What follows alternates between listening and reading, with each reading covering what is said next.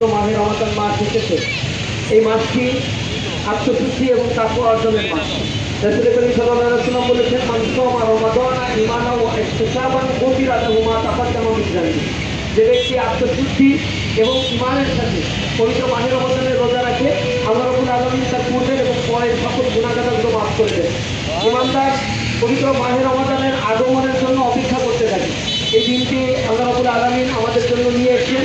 আজকে রাতে আমরা সারাদিন নামাজ পড়ে আগামীকাল থেকে আমরা পবিত্র রমাদানের রোজা পালন করব।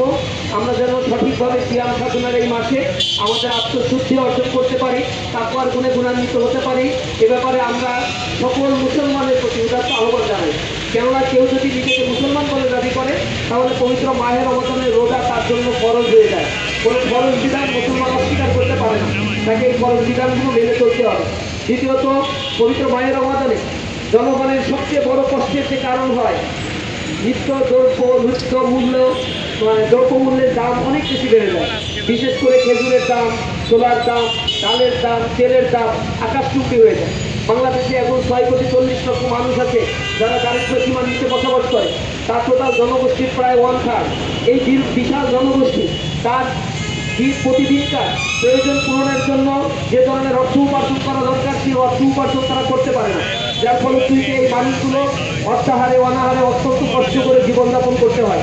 এরপরে দিন মজুর যারা রয়েছে, কুলি মজুর যারা রয়েছে, যারা প্রতিদিন কষ্ট করে উপার্জন করতে হয়, এই মানুষগুলোর উপরে অমানবিক কষ্ট হয়।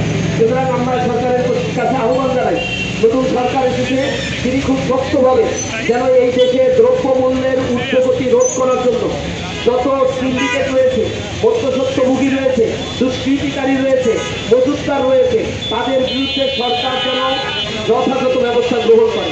আমরা উদাত্ত আহ্বান জানাই সরকারের প্রতি, দেশের আইন শৃঙ্খলা পরিস্থিতি যেন স্বাভাবিক থাকে, যেন জনগণ শক্তির সাথে পবিত্র মায়ের রমাদানের রোজা পালন করতে পারে, তাদের নিত্য প্রয়োজনীয় বিষয়গুলো যেন ক্রয় ক্ষমতার মধ্যে থাকে। প্রয়োজনে সরকারকে এই ক্ষেত্রে ভর্তুকি প্রদান করতে হবে, সরকারকে দ্রব্যমূল্যের ক্ষেত্রে সিলিং দিয়ে দিতে হবে। এর বেশি দ্রব্যমূল্যের দাম যদি বাড়ানো হয়, তাহলে আইনানুগ ব্যবস্থা কঠোরভাবে গ্রহণ করতে হবে।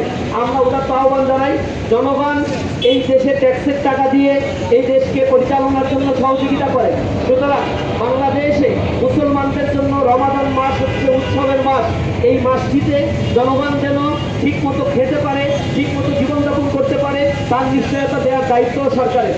আমরা সকলের প্রতি আহ্বান জানাই, পবিত্র মাহে রমাদানের এই পবিত্রতা যেন আমরা রক্ষা করে চলতে পারি। ইমানদার হিসেবে নিয়মিত কোরআন অধ্যয়ন করা, নিয়মিত তারাবির সালাত আদায় করা, নফল ইবাদত করার মধ্য দিয়ে যেন আত্মশুদ্ধি আমাদের মধ্যে অর্জিত হয় এবং আমরা যেন তাকওয়ার একটি